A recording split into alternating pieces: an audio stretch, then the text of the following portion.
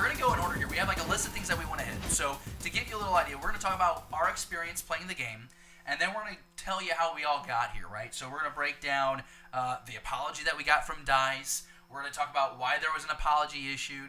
We're going to talk about why players were freaking out when they were playing the early release of the game.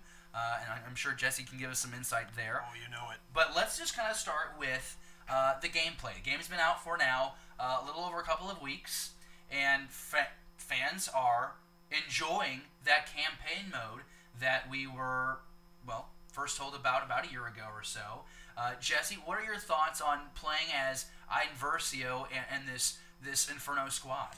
Well, I mean, are we going to talk every detail about at this point? I think we should try and avoid spoiling the storyline. Okay. Because I myself haven't finished the story, but I do know how it ends. I mean, it's fantastic. Is the best way to sum it up. The voice acting, the overall, the cinematics, the feel of the campaign. I would give it a 10 out of 10. And it's a great tie-in between the time frame that we're looking at is right up when the second Death Star blows up, all the way up to, if you will, to the very beginning of The Force Awakens. Mm-hmm. Oh, that big of a time span? Yeah, it's 30 years. That big of a time span throughout this campaign. We get to grow with Iden Oh, Versio. well, kind of. Well, I mean, we'll say there is a little bit of a jump in the time frame in there. I presume but it fits perfectly. Huh. But what's presented in this story is really fantastic because it ties in with Return of the Jedi, The Force Awakens, and even Chuck Wendig's Aftermath trilogy. So there's a lot of lore that's presented. Again, it's a story that humanizes the Empire, which I am a fan of, and you and I have talked at great lengths on this show about that, whether it's Lone Star, the book, or if it's the trilogy that you just mentioned there. It's a great way of looking at the Empire, and in a way, the Loyalists feeling like victims. Well, exactly. And we know now that there were scenes that were cut from the Return of the Jedi where you can tell that there was discomfort about actually, firing the Death Star primary, super weapon, on planets and everything. And they cut those scenes out of the movies, and it dehumanized, Yeah, the scene you're talking about, Jar Jar, right? Yeah. Help me out. He's got an odd name, and I'm having a brain fart. But go on YouTube if you haven't seen that scene he's talking about already. The conflict is that he doesn't want to fire the Death Star on the moon of Endor because they've got a legion of their best troops on the planet. I mean, this is in close proximity of Imperial troops and everything. There's a lot of just conflict there. Right. And Dave, I want to ask you because you're very busy professionally. You have your other obligations. You haven't gotten the game yet. You plan to this week. I still plan to. Could I have probably grabbed it a couple weeks ago for Thanksgiving? Absolutely. But part of me is still at this point where I don't like some of the game mechanics that they're throwing in there. The pay-to-play, the loot boxes, which they've now backed off on some of that. Oh, I got a whole lot to tell you about that. So part of me is like, to hell with EA, screw them, let's not support this. But then if it wasn't for this campaign mode, which I want the campaign mode, that is the reason why I will spend the $60 to purchase this game. Well, and the thing about it, too, is not only is it just a campaign mode, it's the same deal with Battlefront 2, right? The campaign is canon. It's a canon story, and I think from what I've played and from what I've just gone ahead and watched on YouTube because I want to know how it ends, I think it's a stellar story, and I think that's why it miffs a lot of fans about the pay-to-play component. I think now is the time where we can jump into that. Basically what happened was, Jesse, give us a little background on the fact that players who pre-ordered got early access to the game, and they uncovered that there were some pay-to-play components to the game, and it was predominantly the ability to play heroes. Well, it's a lot more into that, actually, the pay-to-win aspect. So basically, the original model setup, and this kind of ambushed, actually, a lot of people. I didn't even notice this, just even from what little alpha testing I did. Maybe some of the more prominent YouTubers, Jack Frags or something like that, maybe had a little bit more of a heads up. So the issue here is that the way EA set this up in the game was that you've got you actually have 3 in-game currencies. Okay. You have crafting parts, which are needed to upgrade the various trait cards and ability cards.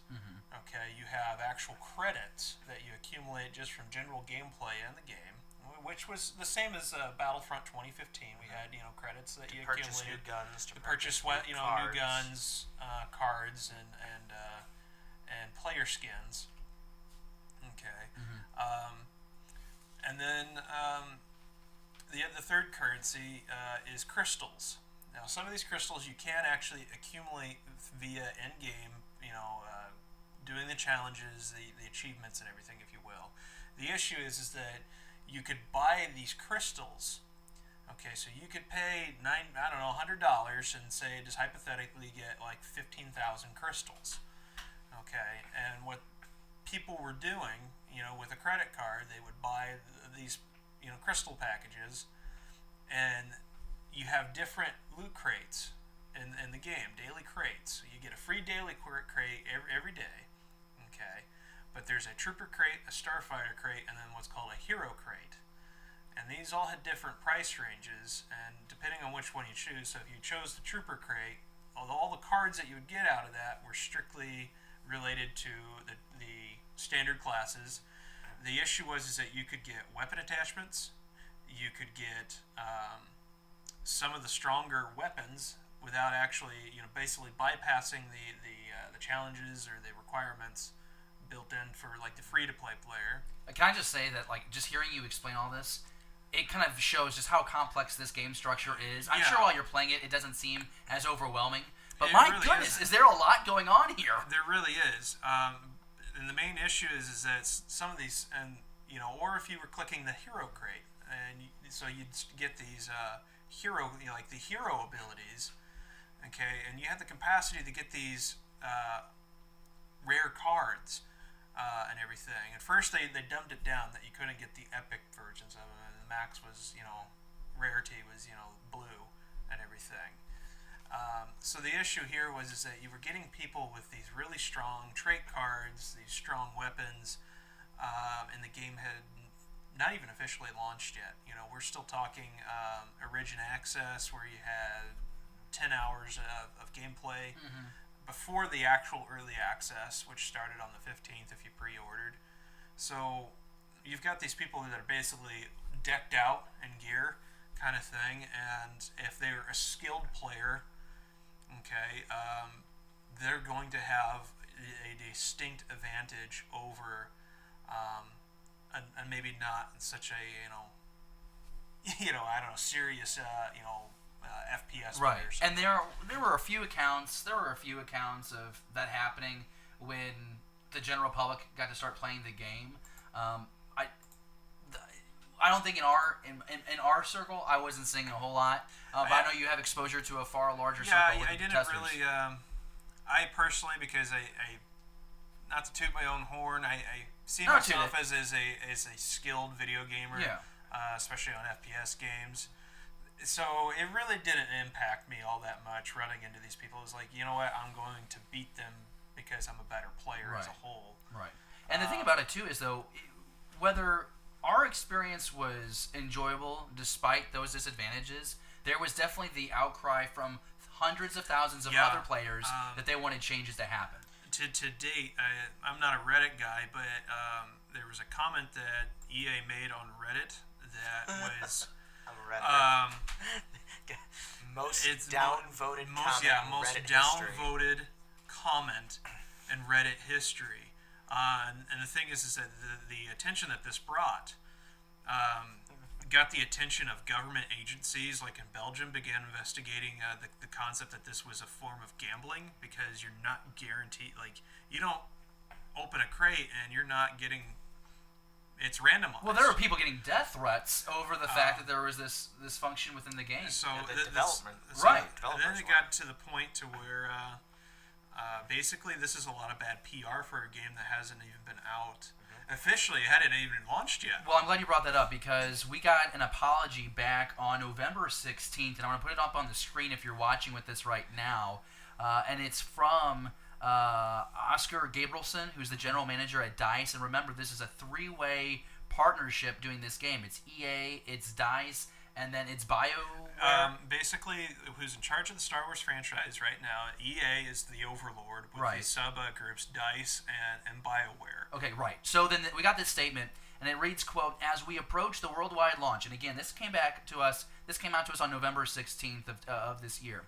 "As we approach the worldwide launch, it's clear that many of you feel that there are still challenges in the design. We've heard the concerns about potentially giving players an unfair advantages, and we've heard that this is overshadowing an otherwise great game. This was never our intention. Sorry we didn't get this right. We hear you loud and clear. So we're turning off all in-game purchases. We will now spend more time listening, adjusting, balancing, and tuning.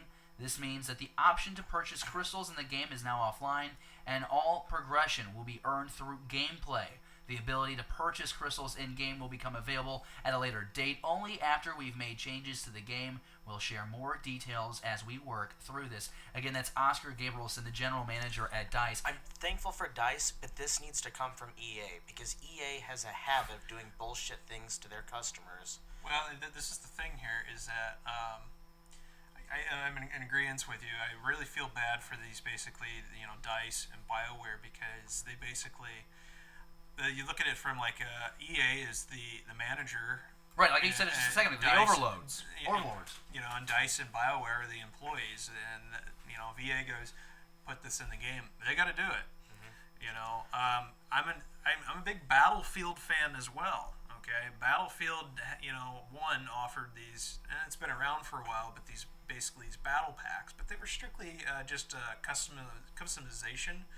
They didn't give you new weapons or any. Well, I mean, they gave you melee weapons, but nothing that would actually break the game. Okay. So yeah, when this happened, it was just like, okay, you're actually offering actual basically power-ups to the game, and it was doomed to get a lot of heated feedback from it. David, you had something? I'm not opposed to microtransactions. That's not what I want to make the argument about. I play Pokemon Go. I'm an avid Pokemon trainer. In my third grade, me would be very proud of myself. And I've purchased incubators. I've purchased raid passes. But the game is free for me to play. This is not a free game that you then have microtransactions in. For a lot of people, they're going out and buying a PlayStation 4 for $400. Then they're going out and buying the game for an extra $60, unless I get it as part of a dual package. So people, there are people like me who might have to go out, now I'm probably going to get PC, but some people have already dropped $460 to play this one game because it's Star Wars. Well, that would be me, because you and I have had this conversation before. I think I've shared this on the show. I've debated getting the dual pack, getting the system, getting the game, or just going and getting a used PS4 so that I can play the game, and that turns me off. Now, obviously, through the friendships that we've formed here through this show, I've learned that PC Master Race is a real thing, and that I'm going to play Battlefront 2 on the PC. But you're absolutely right. You go ahead. You had something more. So if they want to give me more content for extra money, go for it. But I look back at the games that I thought were solid, and I'm going to throw back Roller Coaster Tycoon. When they set out an expansion, they charged me a ton of money, but they gave me an entire another game, not one little card that I can go do. Not a chance for a card. I can roll with you. And you've really done poorly. And I could be a lot more vulgar about what I'm about to say, but I'm trying to keep this somewhat family appropriate. When Bob Iger comes out and says, "You've messed up, you need to fix this," you've made a mistake. The fact that Bob Iger had to get involved in this at all is terrible. Well, again, this is because of the cross-canonization that we talked about before. This is a canon story. This is going to impact the storytelling's ability to convey that galactic story. So they've got to get people to buy it. EA is under a lot of heat right now because Disney acquired the Star Wars franchise, and then we're like, okay, EA is the biggest game developer company, so we're going to give them the exclusive rights to make Star Wars games, okay, and they can dish it out to whatever studio they want, and recently they closed down Visceral Games, who was in charge of the upcoming action-adventure Star Wars game that was in development, and they're saying it's not canceled, but they closed the shop. They're going to move the game elsewhere. And the reasoning for it is they don't believe that story-driven games are making money. Well, that's all the Star Wars fans want. Okay, well, that's the thing is, as a Star Wars fan, that's exactly what we want. That's especially what Disney Storytelling Group wants, because all they want to do is tell more stories to buy. Let me tell you, this story presented in this game is AAA. Okay, I've enjoyed it. You know, the voice acting. I mean, just every ounce of credit to Janina and every other voice actor that worked on this game, because they put their time and their dedication, their spirit into those characters. Well, we also know that with the motion capture, they're not just voice actors; they are full-fledged actors. They are the characters. Yeah. Okay. I just want to make sure we make that distinction. It's not. I don't want to say it's just voice acting, but these actors, and it is basically a cinematic. It's a movie that we get to play in. So, for me, on that perspective, for EA to come out and say things like that all around the time of this, it's very frustrating as a fan, because that's what we want. We want to see more into the lore, more mechanical story. And we know that Disney's very, very protective over the content they're releasing, especially when they've replaced 3 directors on 2 different movies in the last 8 months. I recently, heard that part of their contract is they need to treat this franchise with respect. In short, they didn't do it twice in a month's time. They've basically crapped on this franchise. Could EA stand to lose this contract? They could lose this contract. Didn't their shares drop like 17%? No, they lost $3 billion. Billion? $3 billion worth of shares in this last month over this. So is that $3 billion equivalent to the percentage that he was talking about? I have no idea. Oh, okay. Like, the fact is, $3 billion is a lot of money. So they really, a lot of bad PR for them as a whole, as a game developer.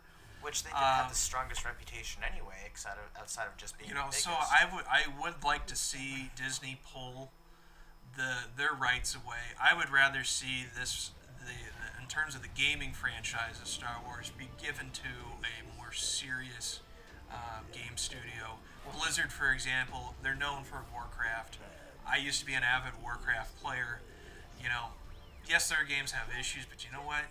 I haven't seen Blizzard make a huge PR fuck up like I have seen in any time. And that's our one F word for the thing, because this but is a mess. Even when Blizzard would screw up, they would still give you free gameplay to make up for it. I will say this, and we're going to wrap up this part of the conversation. Great conversation from the both of you. I love how we can bring in so many elements just from the gameplay, not just from fan reaction, not just the verbiage that we've gotten from the companies, but talking about dollars lost. I just think it was a really a very great conversation that highlights all the elements of this game. I want to encourage you to go out and get this game. I think we want to still encourage you to get this game because 1, it's a canon story. 2, it's great. Why ultimately do we get a Battlefront game? Yeah, it's fun to be a Jedi and wave a lightsaber around, but ultimately we play these games because we want to be in the trenches. We want to be the stormtroopers. We want to be the rebel soldiers. Yeah. I want to explore Crate. I want to explore Star Killer base. I want to explore these maps, see aspects of them that we didn't get to see in the movies, and you get that with this game. Well, and again, with the storyline, there's a new planet that's introduced, via the storyline. There is a lot of great reasons to get this game, and whether you're anti-EA, okay, think of it like this: you're at the very least you're supporting the employees of DICE. Okay. Yeah.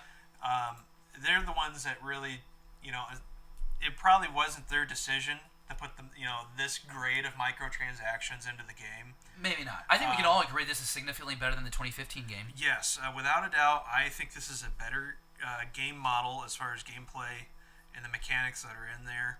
It needs adjustments. Every game needs adjustments. So overall, get it for the story, okay? Because you're supporting those voice actors. Get it because of the people that actually cared about the game at DICE. Mm-hmm. And as you said, get in the trenches, get in the streets of Theed, get on Hoth, battle it out with your friends, make new friends.